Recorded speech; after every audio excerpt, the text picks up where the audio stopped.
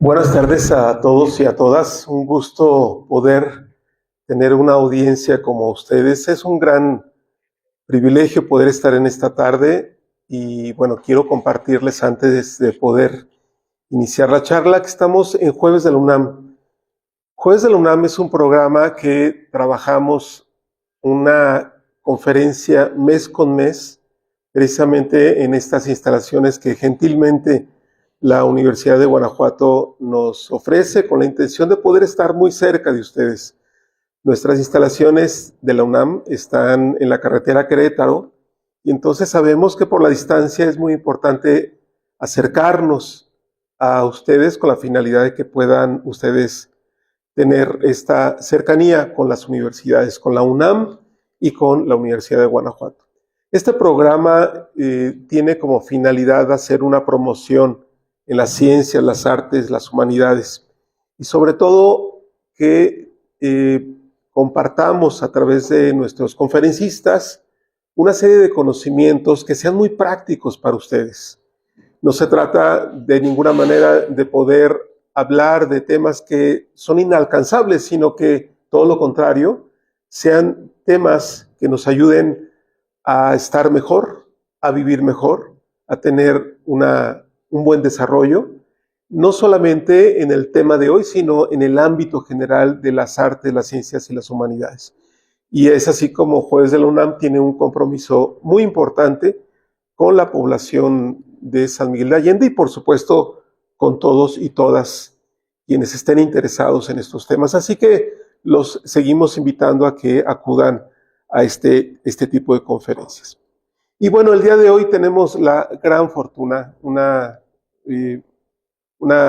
conferencia que yo creo que es una conferencia de mucha utilidad para todos y todas, que va a impartir precisamente la doctora Julia Montserrat Carranza Torres. Y antes de cederle la palabra, me gustaría leer brevemente su currículum, su semblanza curricular. Y sobre el tema que nos va a hablar es precisamente sobre la neurobiología del envejecimiento y su impacto en la marcha. Un tema que a todos nos debe interesar y que finalmente nos puede ayudar a poder tomar decisiones para poder vivir mejor.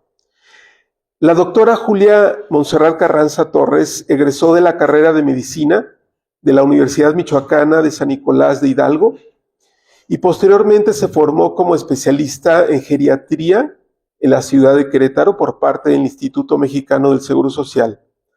Al terminar la especialidad hizo una estancia larga en la unidad de fragilidad geriátrica en Toledo, España, en el Hospital Virgen de la Salud.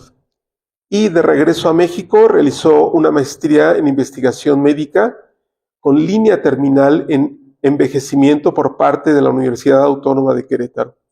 Ha realizado varias investigaciones y publicaciones en revistas científicas con línea principal en síndrome de regresión psicomotriz y falla para progresar en adultos mayores. Actualmente es directora médico de Residencia Geriátrica Santa Sofía y es socia activa de la empresa internacional Health Solutions. Y bueno, sin más, le quiero dar la bienvenida a la doctora y les agradecería recibirla con un fuerte aplauso. Muchas gracias.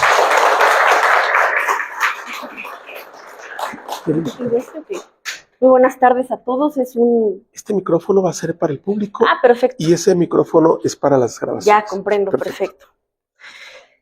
Bueno, habitualmente en mis presentaciones trato de introducir un poco de situación cultural y quiero compartirles una historia mitológica precisamente del envejecimiento, la cual relata que Eos, que es precisamente la diosa del amanecer, tuvo una desdicha, tuvo una complejidad con Afrodita. Afrodita, saben ustedes que era la diosa del amor, y envía una maldición a Eos, y Eos pues tenía como consigna enamorarse únicamente de los mortales. Desafortunadamente, pues el enamorarse de los mortales implica, al no ser mortal, ver morir a cada una de las personas a los cuales tanto amaba. El mayor amor de Eos fue Títonos. Y Títonos representó uno de los hijos del rey de Troya. Lo amó tanto que pidió a su padre Zeus que lo inmortalizara. Y entonces disfrutó a lo largo de la vida lo maravilloso del amor que implicaba Eos y Títonos. Sin embargo, el paso de los años, a pesar de que sea inmortal, pues llevó a cabo cambios irrefutables, necesarios, propios del envejecimiento, que fue deteriorando su vida, su calidad de vida, en tanta condición que rogó Títonos a la propia Eos que lo volviera mortal. Esa dicha de tener la inmortalidad se volvió totalmente una desdicha. Entonces, nuevamente Eos va hacia su padre y solicita que lo vuelva mortal. Pero no era la cuestión tan sencilla, de forma que al volverlo mortal tenía que hacer un cambio en su especie, para lo cual se volvió una cigarra. De tal forma que todas las mañanas, Eos, al recordar a su amado Títonos, llora extrañándolo mediante el rocío de cada mañana. Y las cigarras, como saben ustedes, salen de manera muy temprana, recordando que él está ahí para ella, para recordar la dicha de la inmortalidad, pero la maravilla de la inmortalidad también. De otra forma. En esta charla lo que yo quiero compartir esencialmente van a ser algunas consideraciones que de manera importante para mí genera ahora sí que una motivación acerca del envejecimiento propiamente.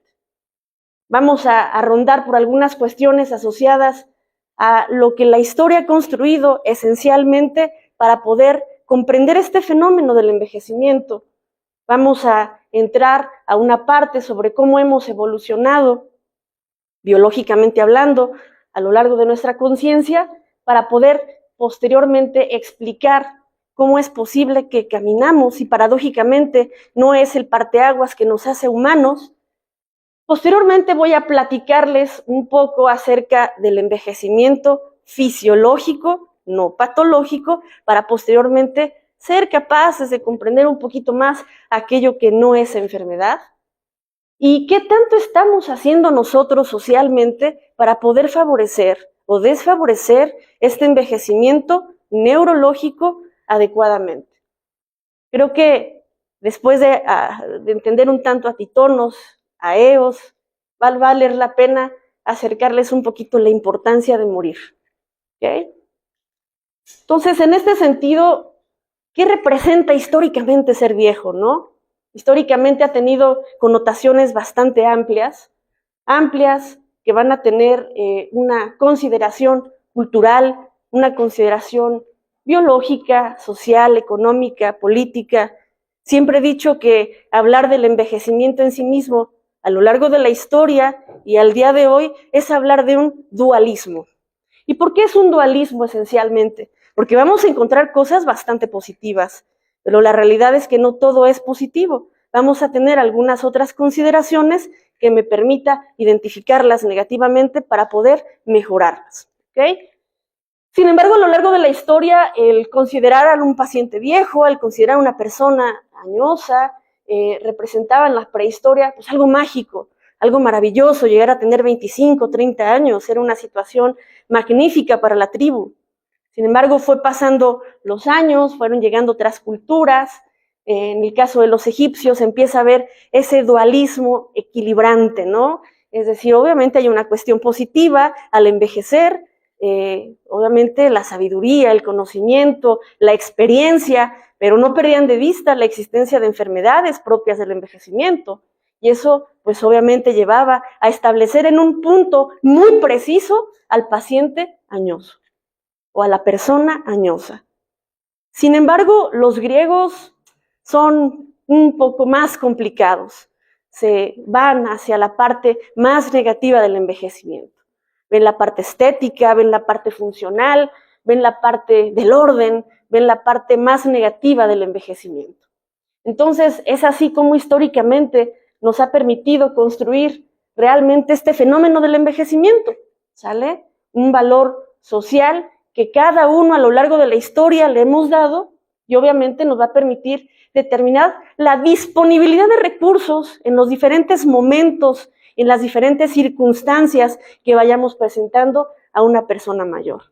Pero esta determinación que vayamos a tener nos va a poner en puntos distintos, y por poner un ejemplo, lo que está pasando en Europa, donde el índice de envejecimiento es extremadamente elevado.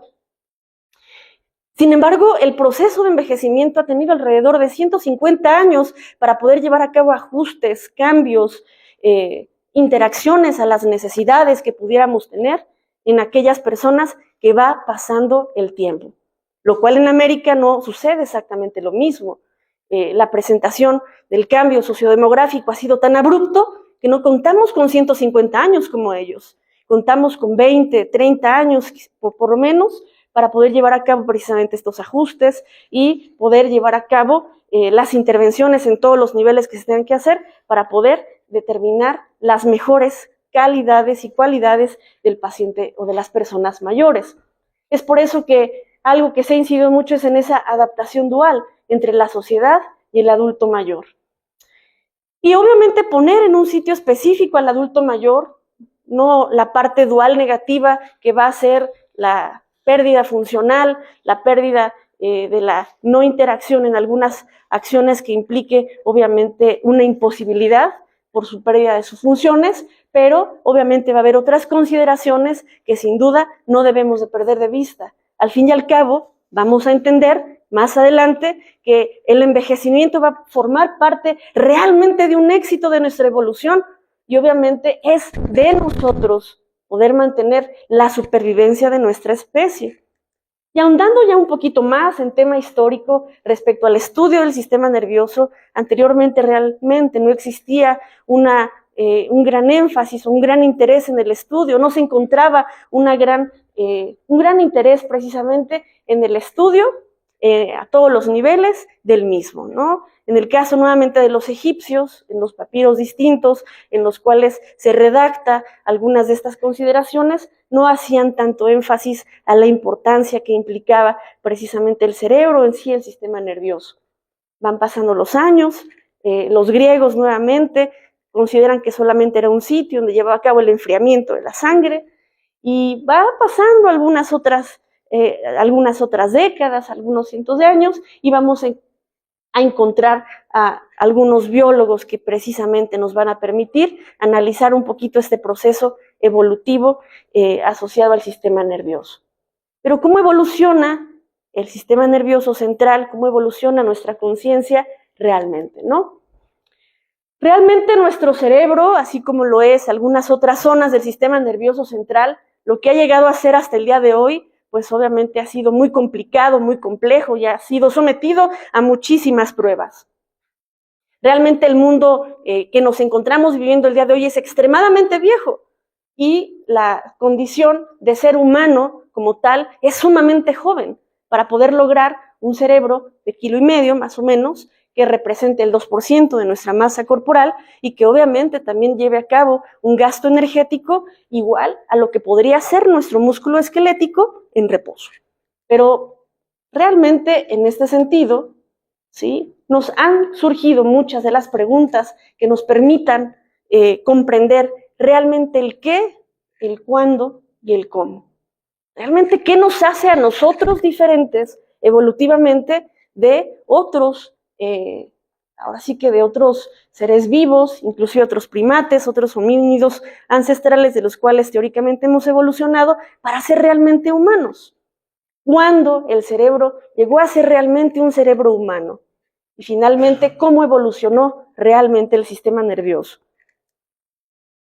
Para ello hay dos consideraciones a entender.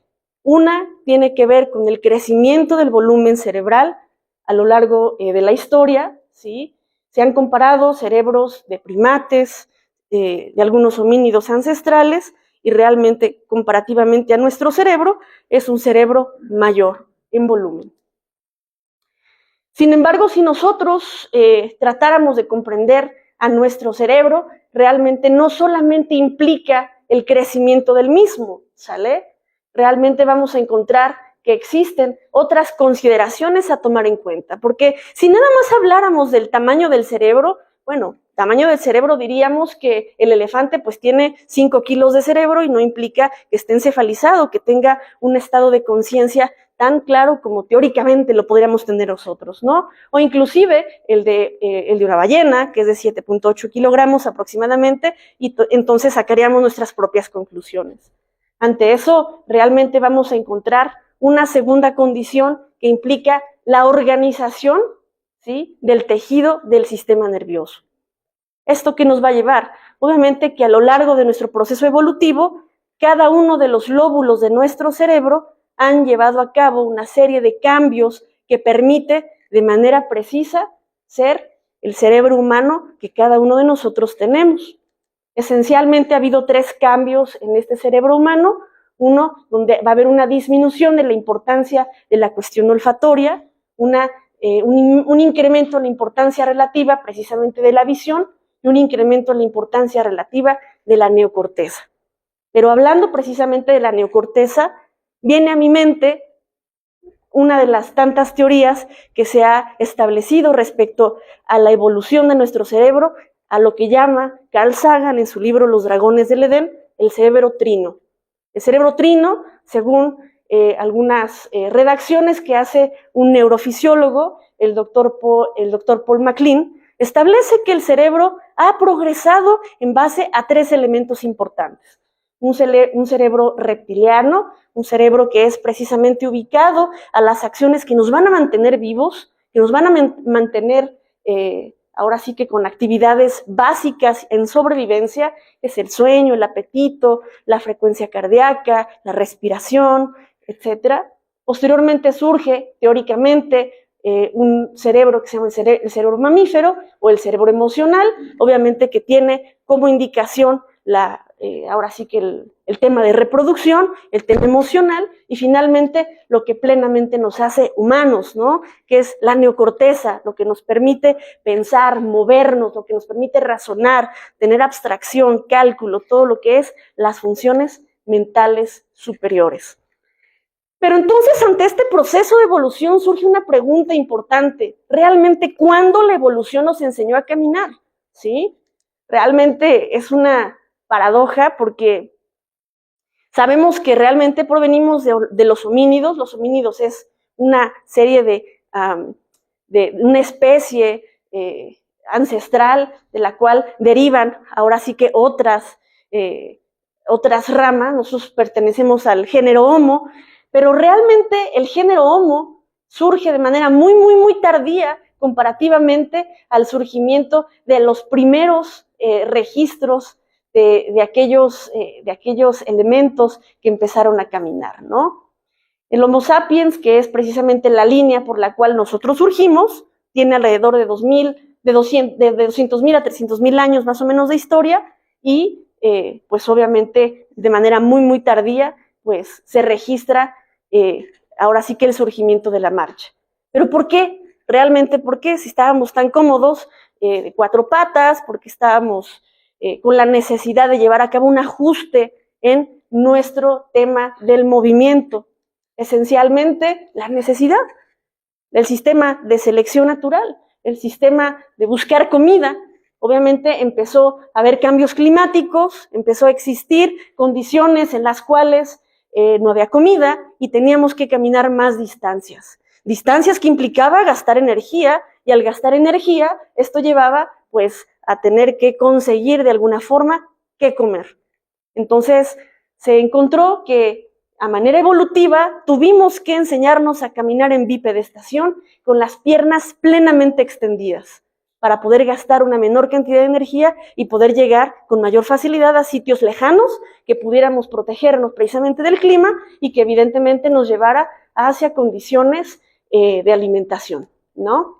Y nuevamente viene a mí este mismo cerebro trino. ¿Y por qué viene a mí este cerebro trino? Esencialmente porque en geriatría conocemos un síndrome geriátrico al cual me he dedicado también a estudiar, que se llama síndrome de regresión psicomotriz. Este síndrome digamos que como evolutivamente hemos tenido un proceso teórico a partir de un cerebro reptiliano, un cerebro emocional y finalmente un cerebro nuevo, un neocórtex, un cerebro humano plenamente, el proceso de neurodegeneración viene progresivamente generado de un cerebro humano, posteriormente un cerebro emocional, y lo último que queda es plenamente un cerebro reptiliano. Es decir, un cerebro que va a mantener vivo, que es precisamente la parte básica y esencial de nuestra especie, la supervivencia. ¿Okay? Entonces, es por eso que también vamos a encontrar una gran heterogeneidad en aquellas personas que tienen más de 60 años y que de manera ambiental, obviamente genética, entre otras condiciones, van a estar impactando considerablemente en esta neuroregresión psicomotriz que a su momento todos de alguna forma sí o sí vamos a tener. ¿Ok? Entonces, ante esto surgen algunas consideraciones y requisitos mínimos para el desarrollo, para la evolución y para el mantenimiento de nuestro sistema nervioso. Situaciones que van desapareciendo progresivamente con el paso de los años en nosotros. Es como si nosotros, al llegar a la época geriátrica, pudiéramos gozar de ese éxito evolutivo al cual tanto hemos luchado durante cientos y cientos de años. Pero precisamente estas condiciones es la marca evolutiva que nos deja, no se olviden, de lo que ha pasado a lo largo de tantos y tantos años para poder seguir siendo más específicos para sobrevivir, obviamente como especie, ¿no? Entonces, obviamente debe de haber una suficiente cantidad de tejido nervioso, no solamente de cerebro, sino de tejido nervioso, que mantenga un estado que llamamos estado de homeostasis, biológicamente hablando. Esto es un estado de equilibrio, un equilibrio externo con un equilibrio interno en mi organismo. Realmente se pierde en algunas consideraciones este equilibrio con el paso de los años, lo cual obviamente incrementa la posibilidad de que enfermemos o que vayamos a morir. La segunda, el tejido nervioso, obviamente debe de estar capacitado y debe de estar instruido y debe de estar adaptado para percibir al mundo exterior, para poder responder correctamente y obviamente no ponerse en riesgo. Y esto también tiene que ver con un equilibrio homeostático. Y obviamente las funciones más básicas, que es alimentarse, que es huir de peligros y lograr la reproducción, que evidentemente se va perdiendo con el paso de los años. Y sin duda, los animales, no solamente los humanos, hablando del tejido nervioso, no solamente es un tejido nervioso en volumen, es un tejido nervioso organizado. Entonces, entre más tejido nervioso organizado tengamos, vamos a tener un mayor estado de homeostasis, una mayor capacidad para responder a ese mundo exterior y evidentemente una condición básica para sobrevivir ante condiciones plenamente básicas, ¿no? Después de toda esta consideración evolutiva, pequeñamente histórica, voy a comentarles algunas características del envejecimiento normal de nuestro sistema nervioso. ¿Y por qué normal? Porque sí o sí lo vamos a presentar. Y porque vamos a encontrar condiciones que va a acelerar o va a empeorar la presentación del mismo y ya se va a considerar una condición plenamente patológica. Entonces, primeramente tenemos que entender que el sistema nervioso obviamente no es el único sistema que va a estar sometido a una serie de cambios. Va a ser el sistema cardiovascular, va a ser el sistema digestivo, va a ser el sistema osteomuscular, todo nuestro organismo a diferente velocidad, en diferentes condiciones, va a estar sometido a una serie de cambios.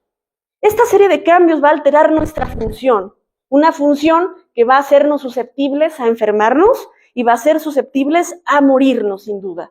Algo que llamamos, va a hacernos frágiles, ¿ok?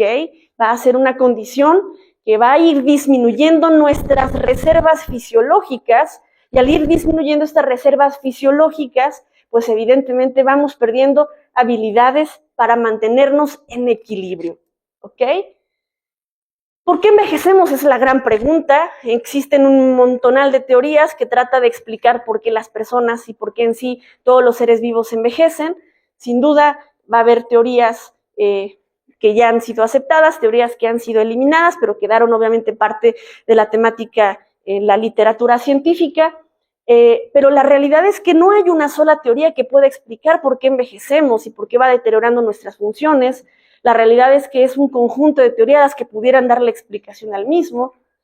Podría explicarles una condición del estrés oxidativo, se empieza a generar una serie de radicales libres en nuestro organismo que va a ir descomponiendo, va a ir alterando la pila de nuestras células, la mitocondria, por ejemplo, ¿no?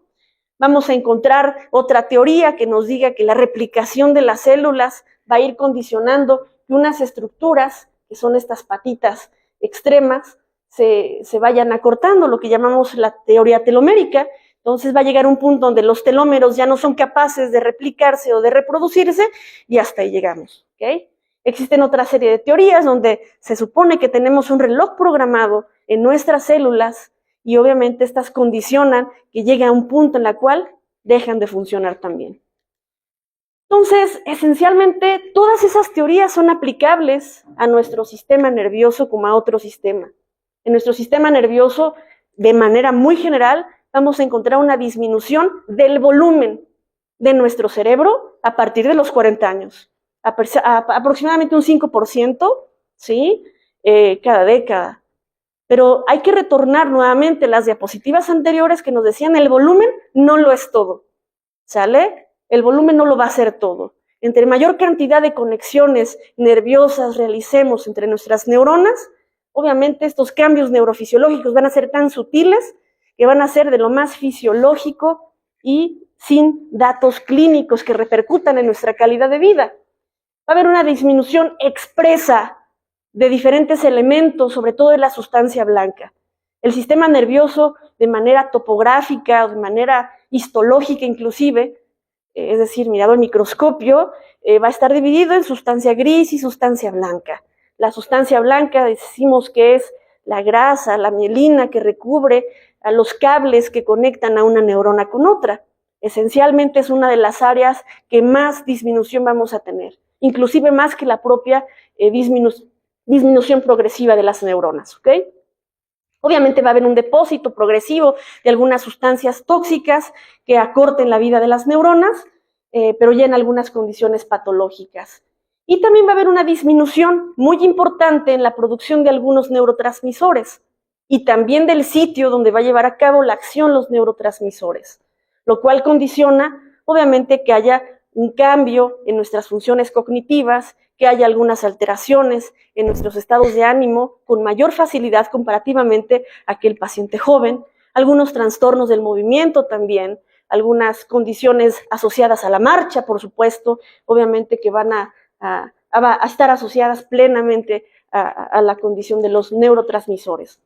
¿Qué neurotransmisores? Habitualmente acetilcolina, asociado a la memoria, serotonina, asociado a nuestro ánimo, dopamina, asociado al movimiento, y noradrenalina, asociado también a cualquiera de estas otras áreas, como una monoamina capaz de generar las otras, ¿no? Metabólicamente va a haber una disminución del flujo cerebral, ¿sale? Y esto va a condicionar que consuma menos oxígeno en nuestro cerebro y a la vez una menor utilización de glucosa cerebral, y esto va a condicionar que la conexión entre una neurona falle. Y obviamente se enlentezca la transmisión de información entre una neurona con otra, ¿no? Esto condiciona, ya les comentaba todo lo anterior, cambios cognitivos y cambios afectivos. Es por eso que la incidencia de trastornos depresivos en el paciente mayor, además de una condición social, tiene que ver con una situación meramente orgánica. Circuitos para orientarse y para moverse, obviamente, hace algunas diapositivas les comentaba, obviamente la impertinencia que tiene el neurotransmisor de no trabajar correctamente y del sitio donde debe de trabajar. Hay una área que se llama el sistema, la neurona motora, ¿no? Para trabajar correctamente la neurona motora, obviamente tiene que trabajar correctamente las sustancias que permitan llevar a cabo el correcto funcionamiento de la misma. Hay una cuestión bastante importante que inclusive es un motivo frecuente de limitación funcional, que son algunas alteraciones vestibulares. La zona vestibular controla en su medida el equilibrio, ¿ok? Y esta zona también tiende a envejecer y obviamente tiende a generar trastornos de equilibrio y obviamente trastornos de la marcha. Cuando nosotros platicamos precisamente de las condiciones de la marcha, y del equilibrio plenamente, hay 3 consideraciones a tomar en cuenta. Una, y obviamente en las 3 consideraciones va a haber cambios. Una, la cuestión visual, va a haber un déficit visual sí o sí progresivo en unas personas más, en otras personas menos, que va a llevar obviamente información hasta nuestro sistema nervioso para poder orientar y coordinar dónde estamos, cómo estamos, en qué posición estamos. La otra tiene que ver con la propiocepción, precisamente el segundo elemento que les explico, que es poder saber dónde está mi cuerpo, en qué posición está mi cuerpo, sin pensarlo, sin verlo, ¿sí? Sin escucharlo inclusive. El cuerpo mismo sabe cómo está, dónde está, en qué posición está. Y la propiocepción se va perdiendo.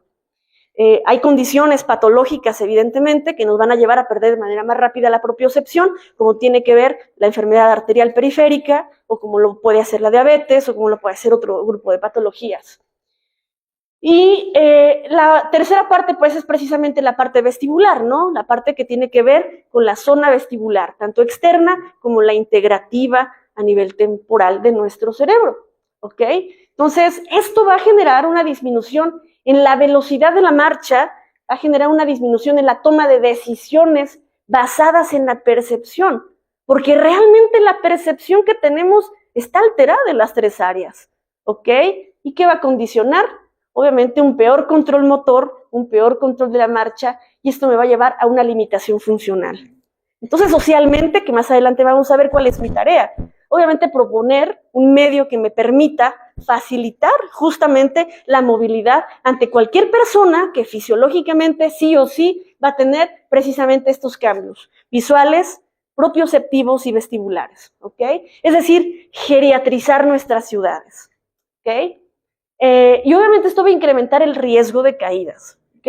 Y las caídas, el riesgo de fracturas o el riesgo de síndrome postcaída, es decir, me caí, no me pasó nada, sin embargo, a pesar de que no me pasó nada, me da miedo volverme a levantar, ¿ok?